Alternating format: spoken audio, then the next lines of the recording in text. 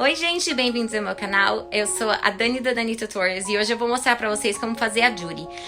Eu vim até de orelha hoje pra combinar que eu tô fazendo a Judy, ela é do Animal Crossing, aquele videogame do Nintendo que tá cheio de bichinho, que o pessoal tá ficando louco, é uma febre aqui nos Estados Unidos. Eu acho que deve ser tá chegando a febre aí, se não é a febre, mas eu decidi mostrar pra vocês em português também, porque é um ursinho cor-de-rosa e azul, que é perfeito pra bebê, chá de bebê de revelação de sexo.